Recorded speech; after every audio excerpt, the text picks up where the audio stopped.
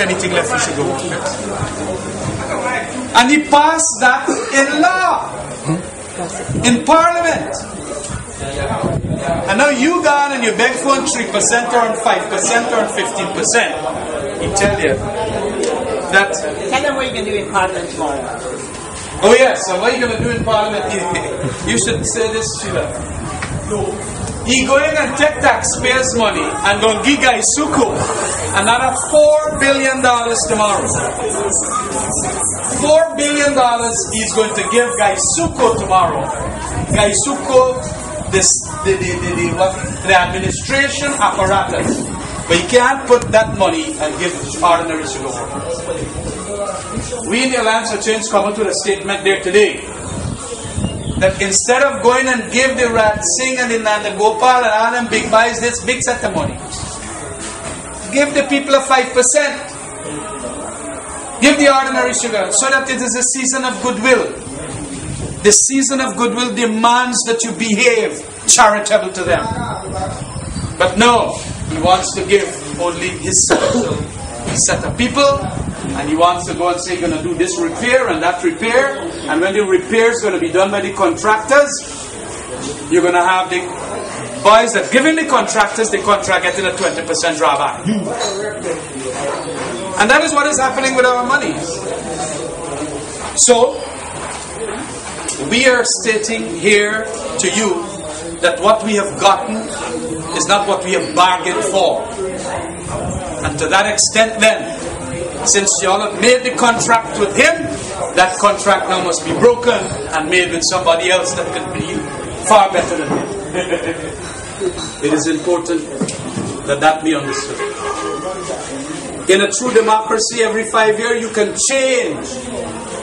But we seem not to be able to make that change because we sometimes allow our minds to be clouded by a lot of other issues. Race is the big one. And that is why we could get one for 28 years and then this like they want them for 29 now. We got to put it to a halt. We have to put it to a halt. And that is why myself and Raphael Trotman and Sheila Holder, Nigel Hughes and the Frasers and Dr. Rishi Thakur, Sextus from here, Dr. Ramaya, have formed this movement. We want change.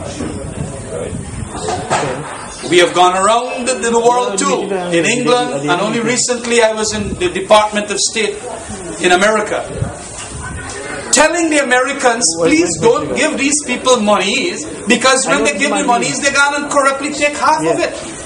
And only half then is spread around. We met very senior officials there. And of course, what Mr. Jagdev said to that? He said, Mr. Ramjatan gone and lobby to prevent monies from coming into the country. You have to understand that what's the use of our debt climbing up and up, and we are not getting the benefits of it. Half of it going wasted or being stolen corruptly. So we are here to offer that word of change. We are also here to listen to you. So that is why we're going to speak for about 15-20 minutes, and we're going to want to hear from you. But we seriously want you in this very auspicious season, Christmas season, that sense of being righteous, give for your own sake. How are you going to deal with your conscience if you don't start thinking change at this moment, that we bring this kind of message? So I want to thank you for at least giving me an ear. It is important that we come to people. We have started the process, and we will want you to just listen to our message. Go home, think about it, because at that point in time, I think your conscience is going to tell you that indeed, yes, it's about time for change. Thank you very much.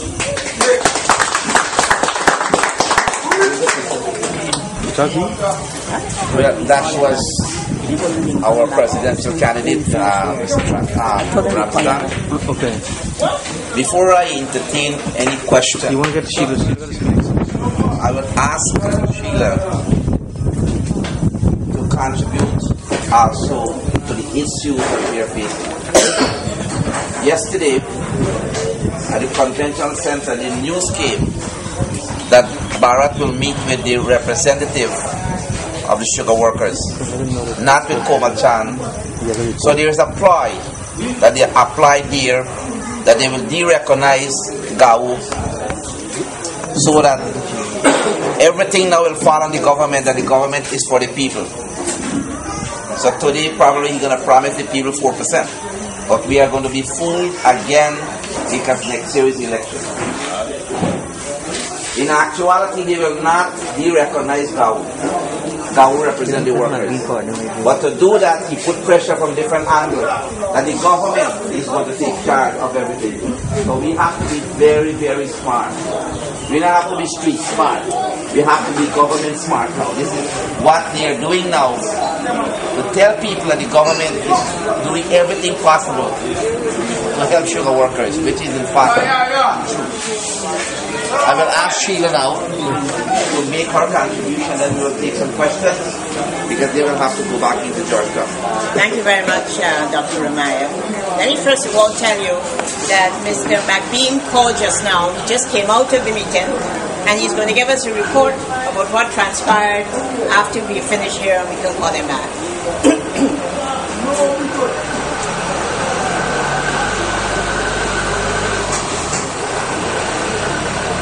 Sisters and brothers, I want you to know that slavery was abolished nearly 185 years ago. Why are you, as workers of this country, toiling like if we're still in slavery? That's what you're doing. And you're earning nothing for it. At least you used to get some land. When slavery abolished, when the indentured laborers were abolished, you're getting nothing. What I'm saying to you is this. Any government that's worth its salt shouldn't have you working like slaves. Only slaves work as hard as you work and get nothing in return for it. You can't feed yourselves, you can't feed your family, you can't look after your children properly. That is slavery. Understand that is slavery. Understand also that you have the power within your hands to end the damn slavery. Why aren't you doing so? That's the question. That's what we are here today to ask you. You had several opportunities to bring it to an end, and you failed to bring it to an end. One other opportunity is coming up again. These promises where people make us fear. Promises and promises. But let me tell you this.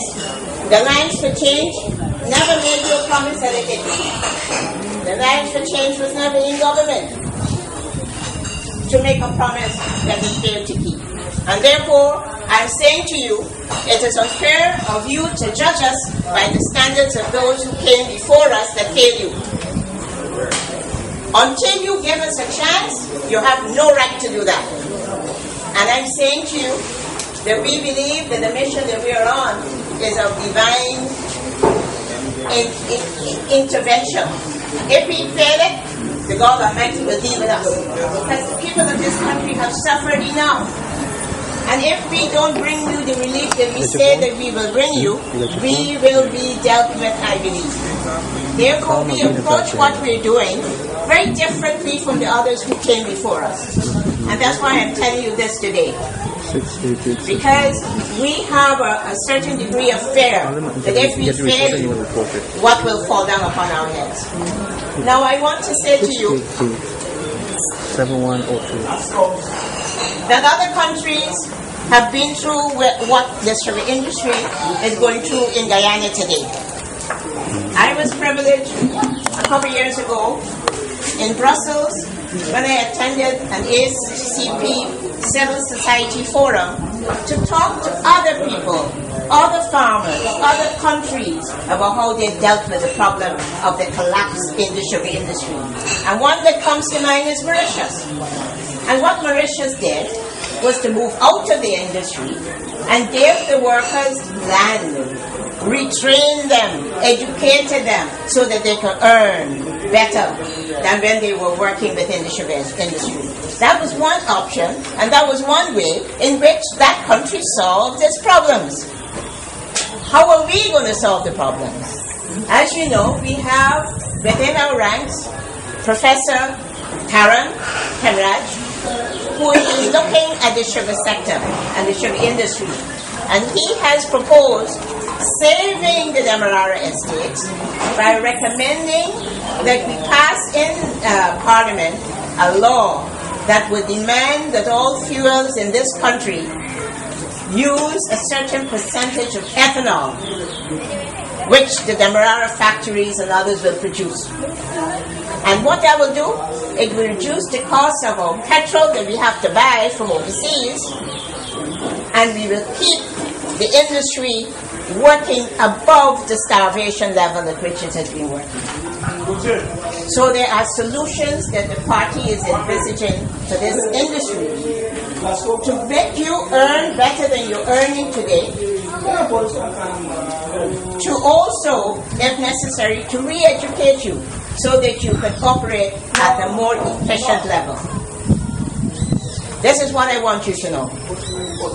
I also want you to know that as a party, we believe that the people of this country need to understand the power that they possess. You have the power to change your lives. If only you will understand how powerful you are as a people. Guyanese seem to have forgotten that this thing that calls the vote is more powerful than many of us have treated it. So what we hear and whether we go around is that people are now registering. Now let me tell you this. Dr. Thakur did research and he found out that the PPP wins elections because they can get out their supporters to vote in many areas between 60 to 80%. The PNC never more than 38%. So they win by default. And when people like you say you ain't registering because you're fed up with politics, you're saying that you're fed up of your life and your children's future. That vote is a powerful vote. Therefore you have to register. Therefore you have to go and vote for change. And so if there's one thing that I leave with you today before I go home, understand, you must leave here fully comprehending how powerful you are with that one vote. And you multiply it in your family, among your friends, in the community, and you can change this country for the better. And so I leave here today asking you please to make sure you go and register. Make sure all your family and friends register, and go and use that power that you have within your hands to change this government and to make this country a better place. I want you to know that we have a general secretary here. He used to be an army man, and he knows this country better than I do, to tell you the truth. And so I want you to understand that you'll be seeing more of him and more of us in your community. And I want you to begin a relationship with us. I want you to feel free to call us and talk to us. I want you to see us as a brother and as a sister. And this is why. Because in this life and in this world, today for me, tomorrow for you. And if we don't treat each other better than we have been treating each other, we will all be treated badly by the powers that be. We have to begin to set the example for the powers that be, because they ain't doing very well. And we the people can do it by our example. We talk about wanting change. How do we change? Change, first of all, must come from each of us. It must come from our heart. And how you treat your brother, you must understand you must be your brother's keeper. You must care what happens to him. And we have lost that sense as a Guyanese people. We don't understand if we are our brother's keeper. It's now everything, anything goes. We're all fighting for ourselves. The powers that be out there fighting for themselves, and the man out there fighting like cats and dogs. We got to stop this fighting. We got to live in peace. We got to live in harmony. And you can do it from the bottom there. Thank you.